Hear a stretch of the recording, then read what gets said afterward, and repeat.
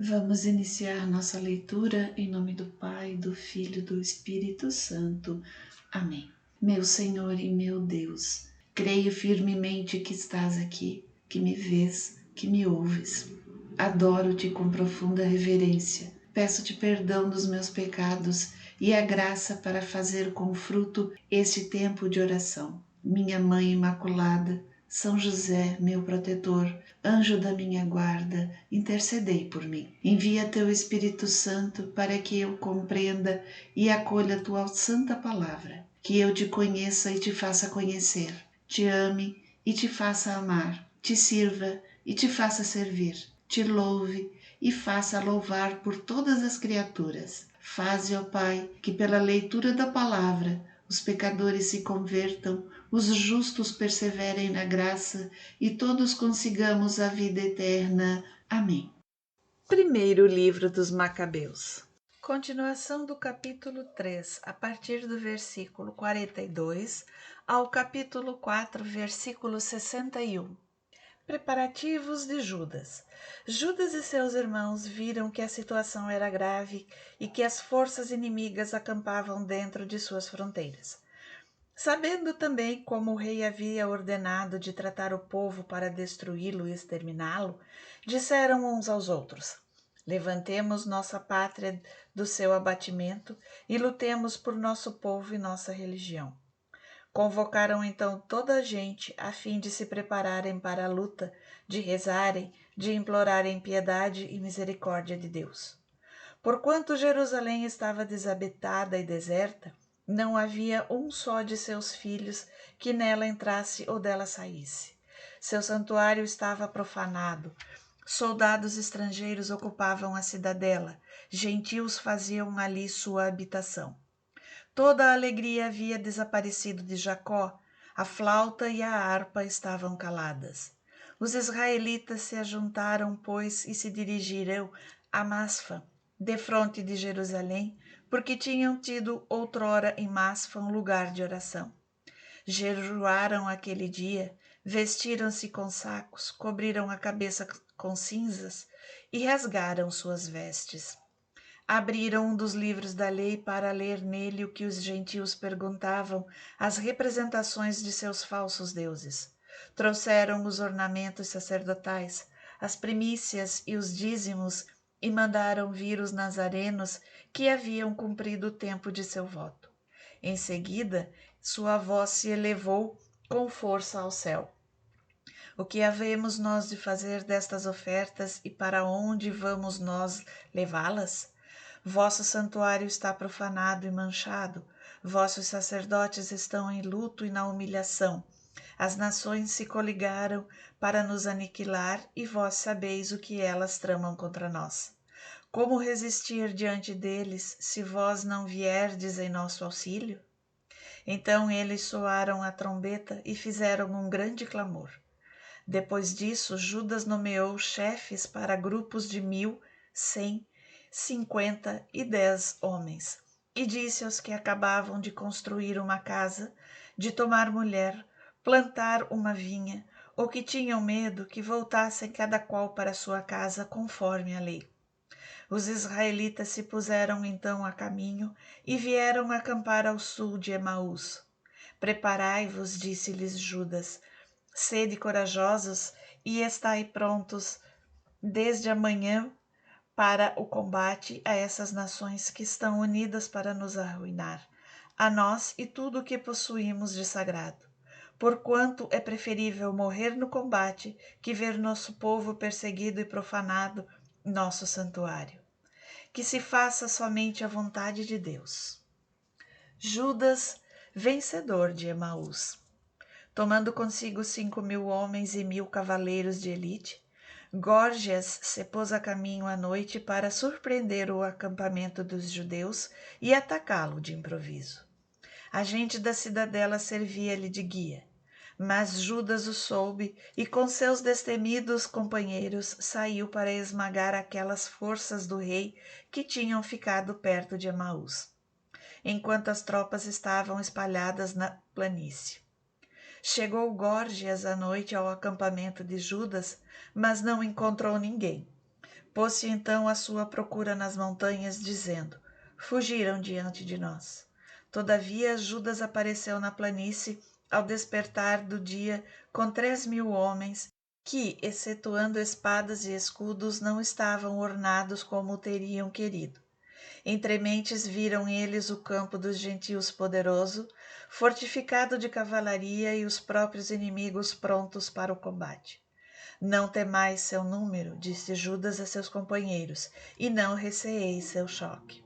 Lembrai-vos como vossos pais foram salvos no Mar Vermelho, quando o faraó perseguia com seu exército. Gritemos agora para o céu para que ele se apiade de nós, que se lembre da aliança com nossos antepassados e queira hoje esmagar esse exército aos nossos olhos. Todas as nações saberão que Israel possui um libertador e um salvador. Erguendo os olhos, os gentios viram-nos avançar contra eles e saíram do acampamento para a luta, enquanto os homens de Judas soavam a trombeta. Travou-se a batalha, mas os inimigos derrotados puseram-se em fuga através da planície. Os últimos tombaram todos sob a espada, enquanto eram perseguidos até Gazara e as planícies de Idumeia, de Azote e de Jânia, e sucumbiram cerca de 3.000. Então Judas parou de persegui-los, voltou atrás com suas tropas pelo mesmo caminho e disse: não penseis nos despojos, porque outro combate nos aguarda. Górgias está perto de nós na montanha com suas forças. No momento, enfrentai o inimigo e combatei. Após isto, podereis apoderar-vos de seus despojos com toda a segurança. Ainda Judas falava quando alguns homens apareceram e olharam de cima da montanha. Viram que o exército tinha sido posto em fuga e que o acampamento se queimava, porque a fumaça que se percebia indicava o que se passara. À vista disso, todos foram tomados de grande espanto e, certificando-se de que o exército de Judas se encontrava na planície, pronto para o combate, fugiram todos para a terra estrangeira.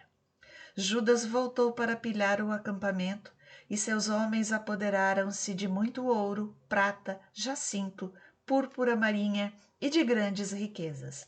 Ao voltarem, cantavam hinos e elevavam ao céu os louvores do Senhor, porque Ele é bom e sua misericórdia é eterna. Israel foi, com efeito, naquele dia salvo de um grande perigo. Judas vencedor em Betsur. Os gentios que escaparam vieram contar a Lísias os acontecimentos, o qual ficou consternado e abatido, ouvindo-os, porque Israel não tinha sido tratado como ele quis, e porque as ordens do rei não tinham sido cumpridas. Por isso, no ano seguinte, reuniu Lísias 60.000 infantes escolhidos e 5.000 cavaleiros para acabar com os judeus. Esse exército veio da Idumeia acampar em Betsur. Judas foi ao encontro com 10.000 homens.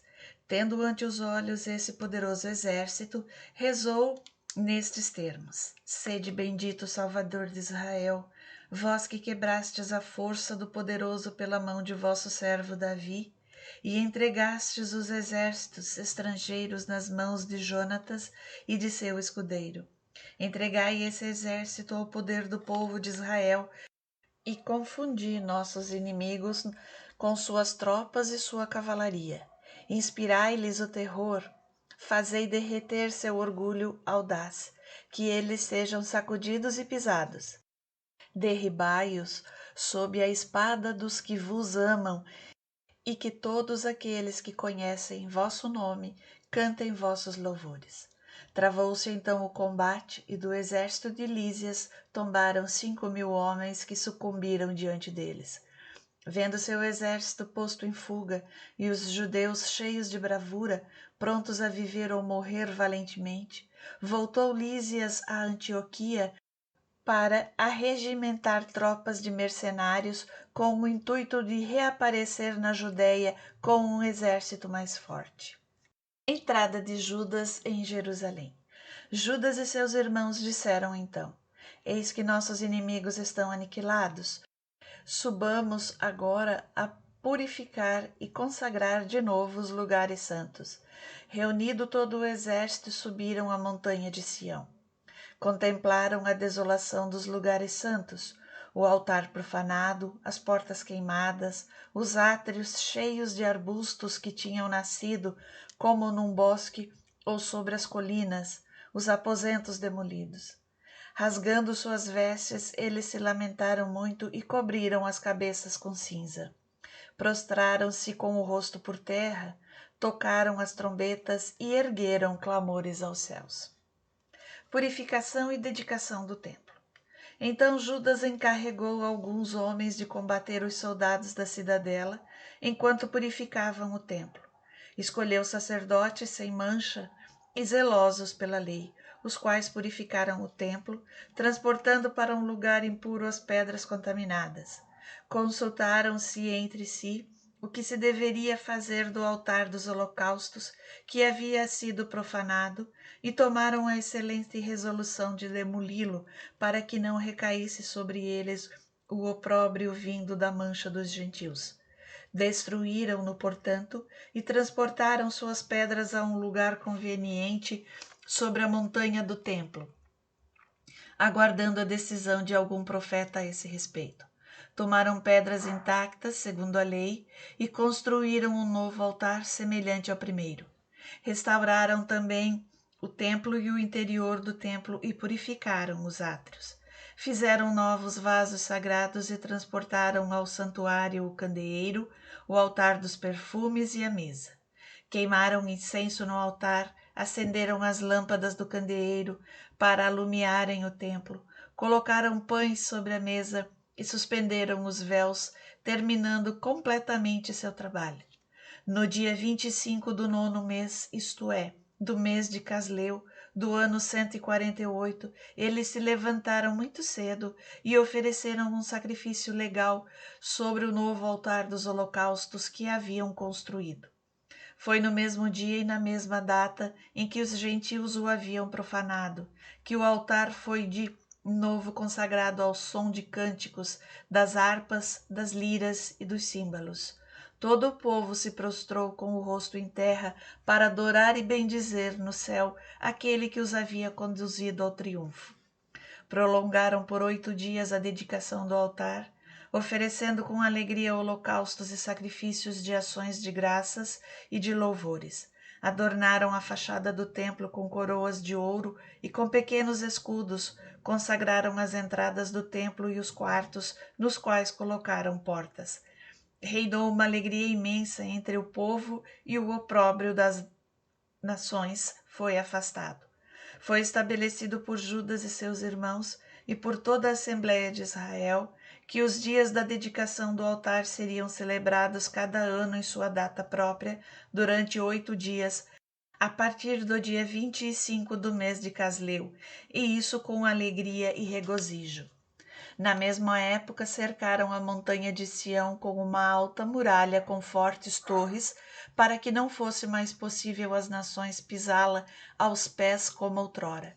Judas pôs ali tropas para guardá-la e fortificou também Betsur para protegê-la, a fim de que o povo tivesse uma muralha do lado da Idumeia.